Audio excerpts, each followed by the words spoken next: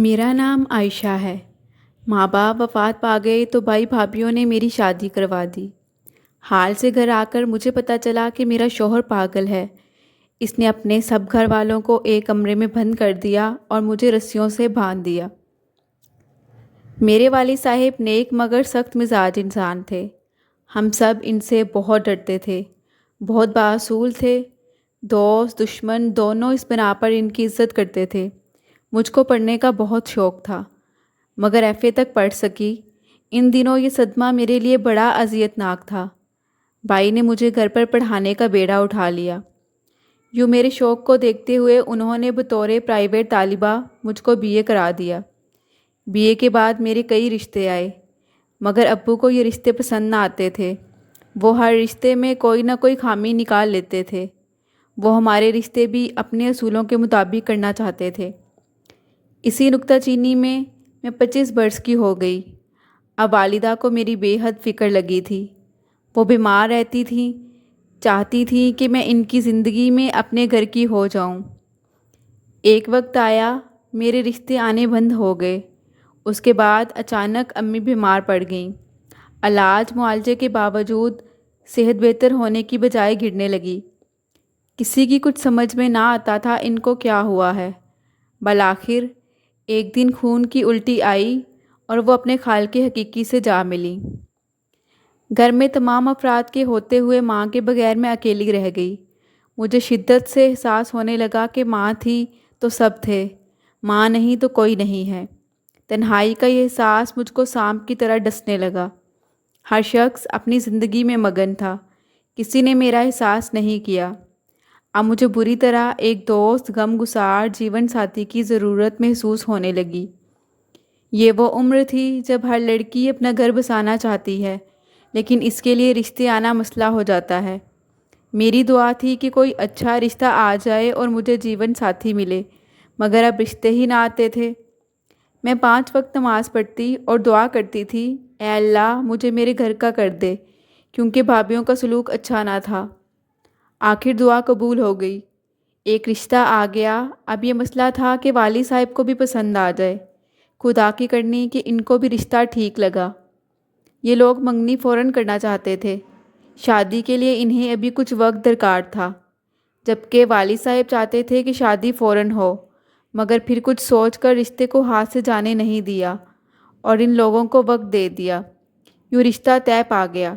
मुझ पर इस तब्दीली का अच्छा असर हुआ। खुश रहने लगी। एक हसास लड़की थी। ये खुशी मेरे लिए बहुत बड़ी थी कि जीवन साथी मिल जाएगा तो ज़िंदगी खूबसूरत हो जाएगी। लड़के वालों ने 3 सालों की मुद्दत मांगी। अगरचा ये बहुत तवील अरसा था, मगर इनकी बात मानते ही बनी, वरना रिश्ता टूट जाता। खुदा खुदा करके 3 साल बीत गए और लड़के वाले शादी की तारीख लेने आ गए। मगर शादी से चंद दिन पहले वाली साहब एक असूली मौक़िफ़ पर इनसे तकरार कर बैठे। यूँ ये रिश्ता टूट गया। मुझे किसी ने बताया कि वो लोग बिजली चोरी करके घर के एसी वगैरह चलाते थे। उन्होंने ये बात जब अब्बू को फ़खरिया बताई तो वो नाराज़गी का इजहार कर बैठे कि ये गलत है, आप लोग बिजली चोरी करते हैं, ये असूल के ख़िलाफ़ है, अपनी इस्लाह कर लें। इन लोगों को वाली साहिब की ये तकरार नागवार गुजरी और रिश्ता टूट गया। मैं सदमे में चली गई। वालिद भी परेशान थे, मगर वो अपनी सोचों को दुरुस्त ख्याल करते थे और अपने मौक़िफ़ पर पेशेमान ना थे। तब खुदा की रहमत जोश में आ गई। मेरी दिलगरफ्तगी पर अल्लाह ने रहम फरमाया और एक अच्छा रिश्ता आ गया। वाली साहब ने हाँ कह दी। वो मेरा मुरझाया चेहरा देखकर अफसुर्दा हो जाते थे। इन लोगों को खुशामदीद खुशदिली से कहा और अहद भी किया कि अब एहतियात से चलूँगा और मामला मज़ीद बिगड़ने नहीं दूँगा। ये बात भी लेकिन अब्बू की वजह से बिगड़ी। शादी की तारीख मुकर्रर हो जाने के बाद उन्होंने कहा कि हमें जहेज़ नहीं चाहिए, बस आप हमको लड़की दे दें, हमारे लिए बहुत है। हमें इनकी अच्छी सोच से बहुत खुशी हुई। अब असूलन तो ये चाहिए था कि किसी शर्त के बगैर इनके साथ रुखसत कर देते, लेकिन मेरे अब्बू के जहन में ये पता नहीं क्या समाया कि उन्होंने कहा कि हक महर में 5 लाख रुपए लिख दें। इनका ख्याल था कि तारीख मुकर्रर हो गई है, अब लड़के वाले ये शर्त मान लेंगे। लड़का अच्छे ओहदे पर फायज था, खूबरू और सुलझा हुआ ख़ानदान था। फ़ी ज़माना ऐसे रिश्तों का मिलना नेमत होता है। इन लोगों ने शर्त ना मानी اور رشتہ توڑ دیا۔ گھر والوں کو تو صرف افسوس ہوا، مجھ کو دوسری بار ٹھیس لگی، بالکل ٹوٹ پھوٹ گئی۔ یہ جھٹکا بہت شدید تھا، بیمار پڑ گئی۔ بھابیاں سارا دن کام کرواتی۔ اب میں 30 برس کی ہو چکی تھی۔ ان حالات نے مجھ کو بوسیدہ کر دیا اور میں وقت سے پہلے بوڑھی نظر آنے لگی تھی۔ اس کے ساتھ میں ذہنی طور پر اتنی ڈسٹرب ہوئی کہ ہر بات بھولنے لگی۔ مزاجن چڑچڑی ہوئی تو لوگ بات کرنے سے کترانے لگے، حالانکہ میں پورے محلے میں خوش مزاج اور منفرد شخصیت کی مالک تھی۔ میرے ساتھ والی لڑکیوں کی شادیاں ہو چکی تھی۔ جب ان کے بارے میں سنتی تو احساس محرومی سے نڈھال ہو جاتی تھی۔ ایسی لڑکیوں کی دلی کیفیت سے صرف وہی لوگ واقف ہو سکتے ہیں جو خود اس کیفیت سے گزرے ہوں۔ بنے بنائے رشتے والد صاحب کی کوتاہیوں سے اندھیرے میں ڈوب گئے۔ جب محلے میں کسی لڑکی کی رخصتی ہوتی اور شہنائیوں کی گونج کانوں میں گونجتی تو میں اس قدر ڈپریشن کا شکار ہو جاتی کہ ہفتوں کسی سے نہ بولتی۔ گھنٹوں آئینے کے سامنے کھڑی سوچتی کہ کیا وہ کوہ کاف کی پریاں ہیں؟ آخر مجھ میں کیا کمی ہے؟ اب بھائیوں کو میرا وجود بوجھ لگنے لگا۔ بھائی ابو کے ڈر سے چپ رہتے تھے، مگر بھابیاں سرگوشیاں کرتیں کہ عائشہ کے اخراجات ہم کیوں اٹھائیں، ہمارے اپنے بھی بچے ہیں۔ ایک روز میں کنگھا کر رہی تھی تو جب آئینے میں غور سے دیکھا تو بہت سے بال چاندی کی طرح چمکتے نظر آنے لگے۔ تب آنسو ٹپ ٹپ آنکھوں سے بہہ نکلے۔ دل سے آہ نکلی، اے کاش ماں زندہ ہوتی تو وقت پر مجھے اپنے گھر کا کر دیتی۔ برے دنوں میں سایہ بھی ساتھ چھوڑ جاتا ہے۔ ابو تو پھر اس حصے میں تھے جب آدمی کی سانس کا بھروسہ نہیں رہتا۔ ایک روز یوں ہی بیٹھے بیٹھے ان کو دل کا دورہ پڑ گیا اور وہ خالق حقیقی کے پاس چلے گئے۔ وہ جیسے بھی تھے، ان کی ذات اس گھر میں میرا واحد مضبوط سہارا تھی۔ مجھے لگا کسی نے سر سے چھت گرا دی ہو۔ اب میں بری دوپہر میں کھلے آسمان تلے جل رہی تھی اور سایہ کرنے والا کوئی نہ تھا۔ ان کے انتقال کے بعد بھابیوں کی بن آئی۔ وہ کھلم کھلا میری مخالفت پر اتر آئیں۔ زیر لب پہلے بڑبڑاتی تھی، اب اونچے لہجوں میں برملا برا بلا کہنے لگیں۔ بھائی میرے سامنے مہنگائی کا رونا روتے۔ بھابیاں شوہروں سے کہتی، ہمارے بھی بچے ہیں، ہم بچے سنبھالنے کے کام کریں۔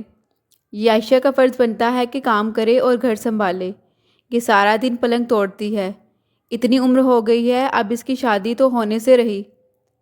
یہ الفاظ جلتے ہوئے انگاروں کی طرح میرے کانوں میں پڑتے تو تب جی چاہتا کہ مر جاؤں۔ ایک روز میں سخت مایوسی کے عالم میں جائے نماز پر بیٹھی تھی کہ پڑوسن کے ساتھ کچھ عورتیں ہمارے گھر آ گئیں۔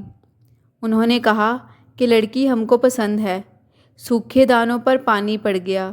وہ لڑکے کی تصویر بھی ساتھ لائی تھی۔ نام فیصل تھا، تصویر میں خوبصورت لگ رہا تھا۔ بھائی گھر پر تھے، انہوں نے تصویر دیکھی تو خوش ہو گئے، کہا اچھا ہے۔ یوں بغیر چھان بین کے یہ رشتہ منظور کر لیا گیا، شاید یہ سوچ کر کہ اب رشتے آنے تو بند ہو گئے۔ فیصل کے بھائی بھابھی بار بار آنے لگے۔ وہ میری تعریف کرتے، اس کی بھابھی مجھے گلے لگاتی، پیار کرتی۔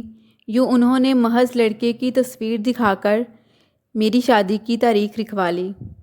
میں چاہتی تھی کہ میرے بھائی بھابھی لڑکے کو ضرور دیکھیں، اس سے ملیں، پھر شادی کی تاریخ دیں، مگر گھر والوں کو جلدی تھی کہ بار بار رشتے ٹوٹنے سے ایک خوف سا ان کے دلوں پر بیٹھ گیا تھا کہ اس مرتبہ اگر رشتہ ٹوٹا تو لازماً پھر کوئی رشتہ نہیں آئے گا۔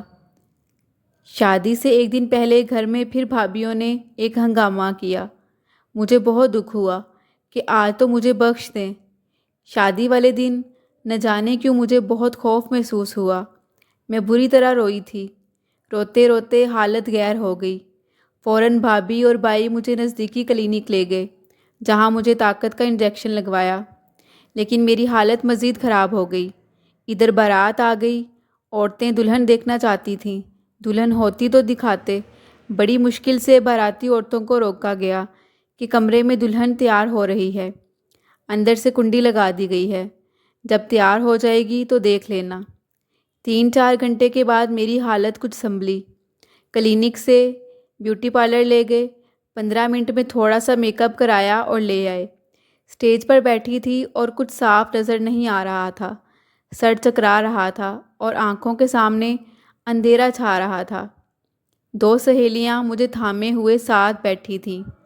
بیمار ہونے کے باوجود میں حسین لگ رہی تھی۔ عورتیں کہہ رہی تھیں واہ اس کے تو چہرے پر نظر نہیں ٹھہرتی، جانے کس طرح نکاح کی رسم ادا ہوئی۔ مجھے کچھ ہوش نہ تھا، بس نگاہ نیچی تھی اور بمشکل سانس لے رہی تھی۔ مجھ کو شادی راز کب تھی؟ جب بھی رشتہ پکا ہوا ٹوٹ گیا۔ یہ خوشی مجھے راز ہوتی تو پہلے والے رشتے کیوں ٹوٹتے؟ حال سے مجھے گھر لایا گیا، تبھی مجھے پتہ چلا کہ میرا دلہا نارمل آدمی نہیں ہے، اس کا دماغی توازن بگڑا ہوا ہے۔ وہ الٹی سیدھی حرکتیں کر رہا تھا، کبھی آئینے کے سامنے کھڑا ہو کر منہ بناتا، کبھی خود سے باتیں کرنے لگتا۔ میں نے جب یہ سب دیکھا تو دل پھٹا جاتا تھا، مگر میں نے پوری بہادری سے حالات کا مقابلہ کرنے کی ٹھان لی۔ بجائے ٹھیک ہونے کے رفتہ رفتہ اس کی اب نارملٹی بڑھنے لگی۔ میرے دل کا پھول جو کھلنے کی چاہ میں تھا، کھلنے سے پہلے مرجھانے لگا۔ ہفتہ بعد میرے بھائی اور بھابیاں ملنے آئے تو میرے سسرال والوں نے دلہا کو زیادہ دیر ان کے پاس بیٹھنے نہ دیا کہ جانے کب دورہ پڑ جائے اور بید کھل جائے۔ میں بھی مہر بلب تھی، کیا کہوں کیا نہ کہوں۔ بھائیوں نے کہا کہ ہم دلہا دلہن کو لینے آئے ہیں، ان کی دعوت کرنی ہے۔ وہ لوگ ٹال مٹول کرنے لگے۔ اتنے میں دوسرے کمرے سے چیزیں گرنے اور توڑ پھوڑ کی آوازیں آنے لگیں۔ میرے گھر والے چونک گئے، پوچھا یہ کیا ہے؟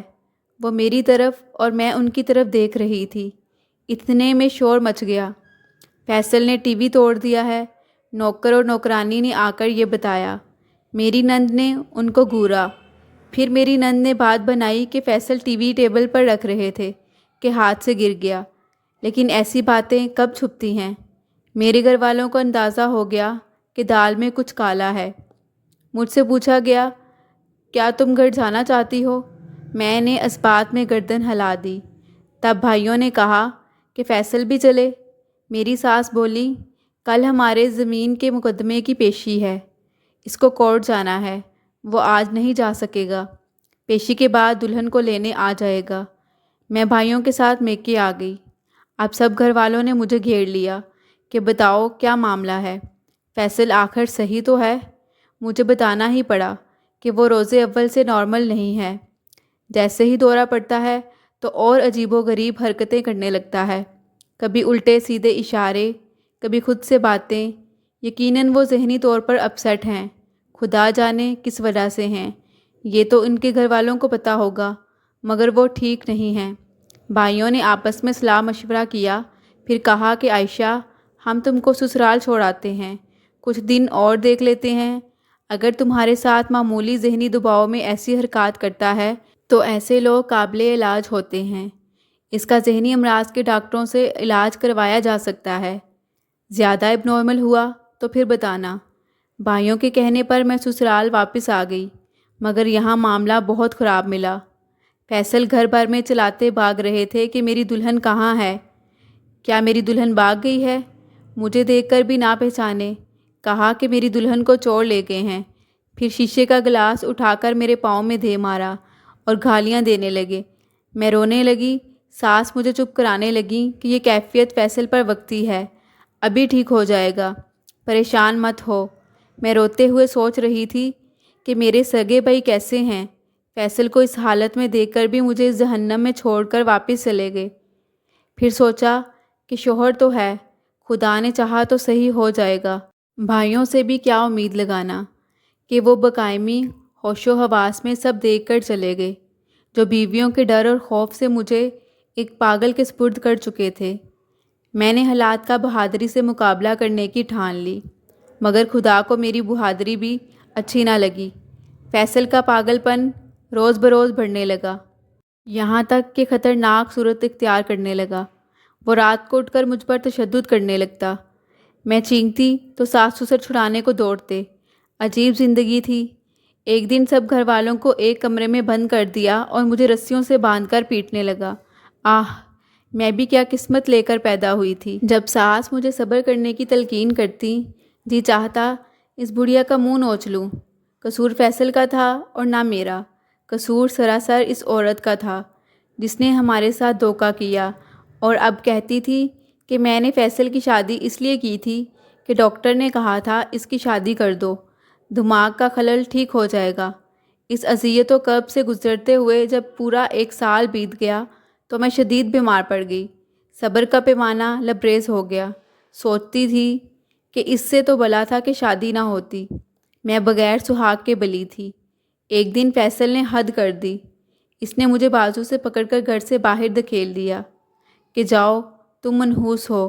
جب سے شادی ہوئی ہے تم نے کسی چڑیل کو میرے سر چڑھا دیا ہے۔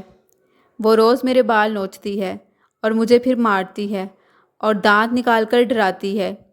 دروازے کے باہر میں اس طرح گری کہ سر پر دوپٹہ تھا اور نہ پیروں میں جوتی۔ پڑوسی نے جب دیکھا وہ مجھے اپنے گھر لے آیا۔ اس کی بیوی نے اپنی چادر اور جوتی دی اور کہا کہ بس حد ہو چکی، اب تم ان لوگوں کے ساتھ مت رہو بلکہ اپنے بھائیوں کے گھر چلی جاؤ۔ میں نے کہا آپ میرے بھائیوں کو فون کر کے انہیں تمام احوال بتائیے اور کہیے کہ وہ آ کر مجھے یہاں سے لے جائیں۔ پڑوسی نے میرے بھائیوں کو حالات بتائے۔ میرے بھائیوں نے جھوٹ موٹ کہہ دیا کہ وہ آ رہے ہیں، مگر وہ نہ آئے۔ یہاں تک کہ 1 ہفتہ گزر گیا۔ تب پڑوسی کہنے لگے ہم زیادہ دن آپ کو نہیں رکھ سکتے، فیصل کے والدین ہم سے جھگڑا کریں گے، بہتر ہے کہ آپ واپس گھر چلی جائیں۔ میں نے سوچا کہ ایک پاگل کے ساتھ رہنے سے بہتر ہے کہ میں دارالامان چلی جاؤں۔ آپ مجھے وہاں چھوڑ آئیں۔ انہوں نے مجھے شہر کے ایک فلاحی ادارے میں پہنچا دیا۔ اس روز سے آج تک میں یہاں ہوں۔ اسی ادارے کے ایک شعبے کی انچارج ہوں اور یتیم بچوں کی دیکھ بھال کا فریضہ میرے ذمہ ہے۔ اگر کبھی کوئی اب نارمل بچہ آ جاتا ہے تو میرا دل دکھی ہو جاتا ہے۔ بہت سے بچے بڑوں کے غلط رویوں اور تشدد کے باعث بھی ذہنی توازن کھو دیتے ہیں۔ ان بچوں کو بہت پیار اور توجہ کی ضرورت ہوتی ہے۔ جب بھی میرا واسطہ کسی ایسے بچے سے پڑ جاتا ہے تو مجھ کو بے اختیار فیصل کی یاد آ جاتی ہے۔ پتہ نہیں وہ بیچارہ کس کارن ایسا بنا تھا، پیدائشی تھا کہ حالات نے اس کو ایسا کر دیا تھا۔ آج بھی خدا سے کبھی کبھی شکوہ کرتی ہوں کہ مجھے کیوں نہ آباد کیا، کیوں میری قسمت میں تنہائیاں لکھی گئیں، آخر میرا کیا قصور تھا۔ اگر آپ کو ویڈیو پسند آئی ہو تو لائک کیجیے گا، شیئر کیجیے گا اور چینل کو سبسکرائب کر دیجیے گا۔